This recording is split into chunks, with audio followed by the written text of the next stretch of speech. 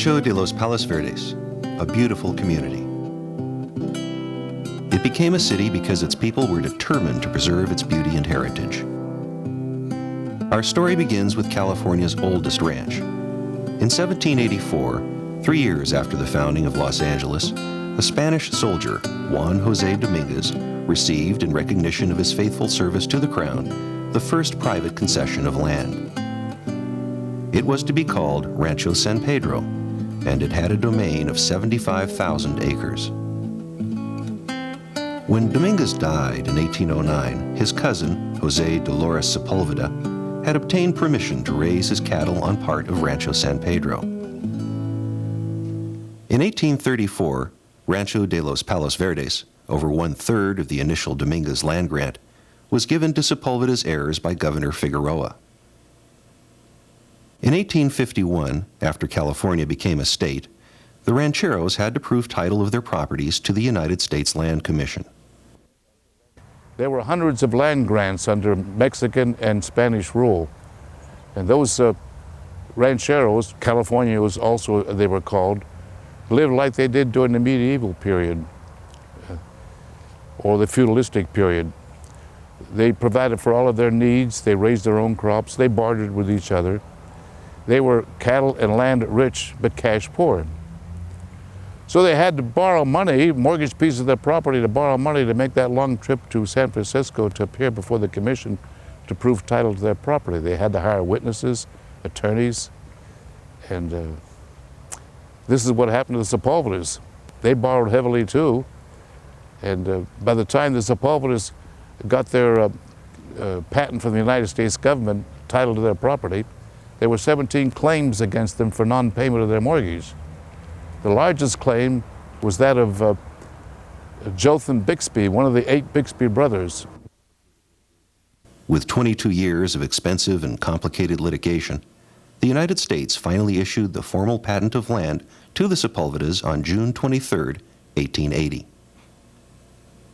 However, with the 1862 drought, falling cattle prices, delinquent taxes, and mortgages on their properties, Jotham Bixby was able to foreclose on his claim from the Sepulvedas on September 25, 1882.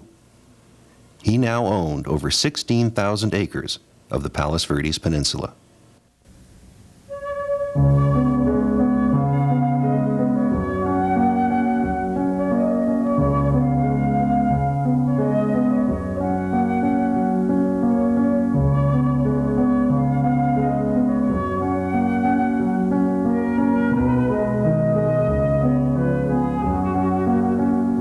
At the turn of the century, Bixby had little interest in the peninsula except as rangeland for his sheep and cattle.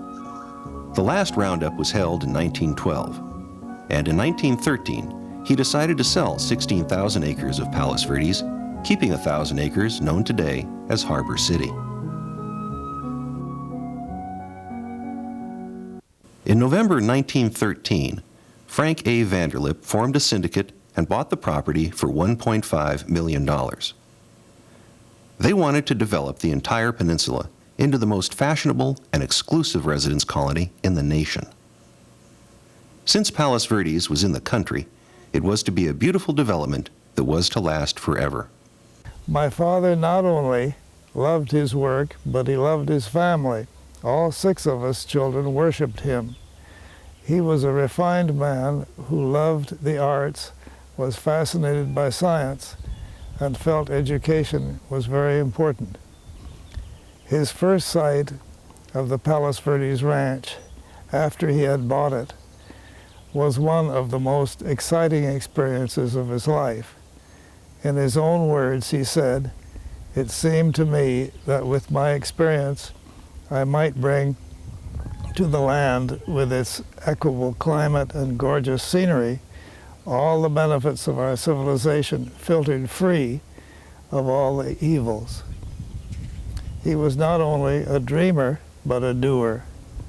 Vanderlip demonstrated his devotion to the Peninsula Project by building a summer cottage in 1916, becoming the first permanent building on the peninsula.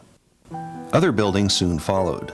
The La Venta, or the Sail Inn, was named and built in 1923 to accommodate and entice prospective buyers to buy single-family lots in Palos Verdes. The Palos Verdes Golf Club opened in 1924. The Gardner Building opened in 1925 as the first commercial building.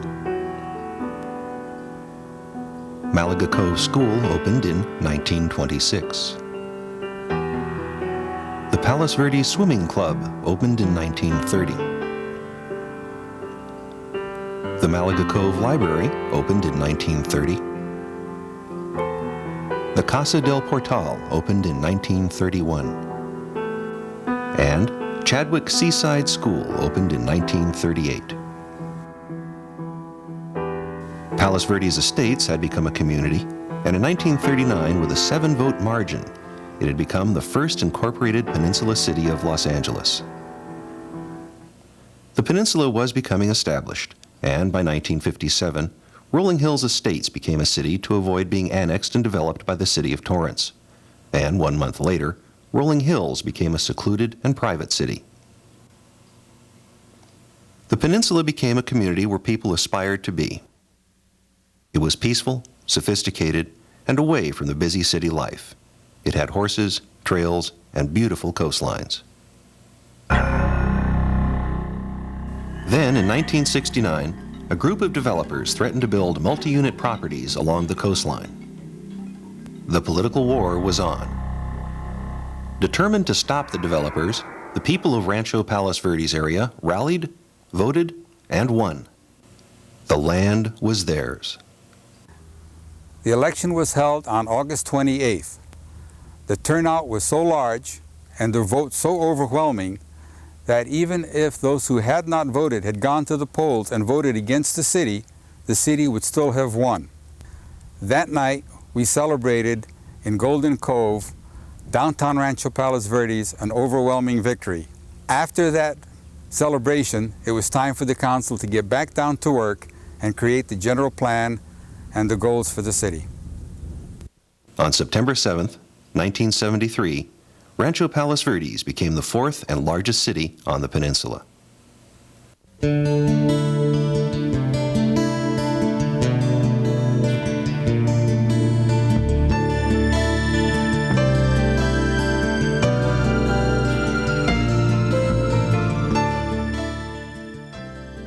Today, the rolling hills of Rancho Palos Verdes have preserved its unique and natural beauty.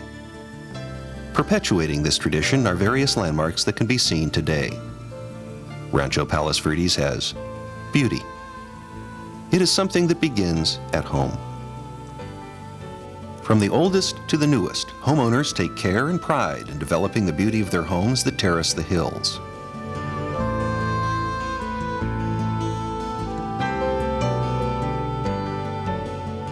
Tradition. Early in the 1900s, Harry Phillips, ranch manager of Bixby, rented part of the peninsula to 40 Japanese families for $10 an acre. Dry farming had begun along the hillside with the growing of vegetables, fruits, and flowers. Today, the Ishibashis still live by this tradition.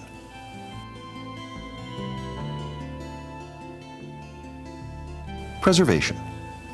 Keeping the wildlife and natural beauty has become a major concern in the Rancho Palos Verdes community. In 1954, Marineland shared its knowledge of the ocean's wonder for over 32 years. Today, the Interpretive Center continues this tradition as a means to preserve the last beautifully rugged coastline in Southern California. Operating largely because of the efforts of volunteer docents, the center teaches residents about geology, the Palos Verdes Indians, Palos Verdes fossils, and the natural history and the development of the Palos Verdes Hills. Living history. The Point Vicente Lighthouse, built in 1926 and operated by the United States Coast Guard, still guides ships to safety. Some say that the lighthouse is mysterious, for they have seen a lady ghost there. Point Vicente was named by Captain George Vancouver in 1793. At that time, the King of England sent Vancouver here to look over England's interest in the West Coast. Vancouver landed at Ventura, was entertained very graciously by Padre Vicente Santa Maria, the mission padre at Mission Buenaventura. He gave Vancouver supplies, lodging, was very kind in his treatment. Vancouver was so grateful that when he sailed down the coast and passed the point, he named Point Vicente after the mission padre. Portuguese Bend was named after the Portuguese who used to do their offshore whaling in the 1800s. Today, it is a slide area. Moving up to a half-inch a day, some of the houses in this community have moved over 600 feet. The Wallace Ranch became the center of radio communications of the West Coast for the Pacific Fleet during World War II. The Wayfarer's Chapel was Elizabeth Schellenberg's dream where travelers could stop to rest and meditate. In 1951, Lloyd Wright's design of glass, Palos Verdes stone, and redwood beams was built on land donated by Narcissa Vanderlip. People who worship in the sanctuary can perceive and experience the grandeur of the world around and beyond them. The Wayfarer's Chapel not only offers worship, wedding, baptism, and memorial services, but it constantly helps people to grow towards the wholeness and fulfillment of the human experience.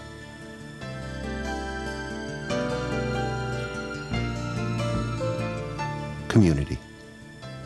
Rancho Palos Verdes has a clean and strong community with good moral development. Good education, clubs for golf,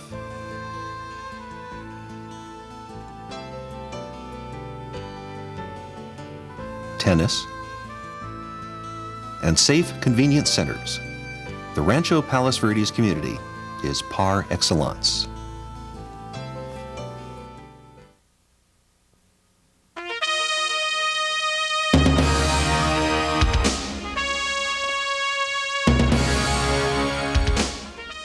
Dedication. 6 small Army observation stations were built as part of Fort MacArthur's 14-inch disappearing rifle program during the 1930s. When World War II began, America feared a Japanese invasion, so Battery 240 was put into operation as part of a network of guns to protect the West Coast. Named Battery Barnes, it had 2 6-inch guns that had an intermediate range of 15 miles. After the war, coastal defense became obsolete with the advent of the nuclear age. America would enter the Cold War, and during the 1950s, missile battery LA-55 was built as part of the National Defense Program. It had Nike missiles, which had a range of over 90 miles, to protect the nation from a surprise attack by enemy bombers. Today, this site is the Rancho Palos Verdes City Hall. And although these batteries never saw any action, they have become a silent reminder and symbol of the dedication to preserve the proud heritage of Rancho Palos Verdes.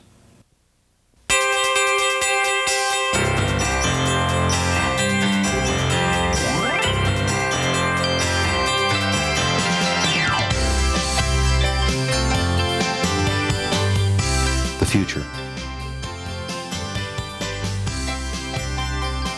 It is here today. Determined to reach out and be a part of the Los Angeles experience. Determined not to lose sight of the goals and heritage that the peninsula has. And determined to preserve its charm, uniqueness, and beauty. Rancho Palos Verdes is a community ready for the challenges of tomorrow.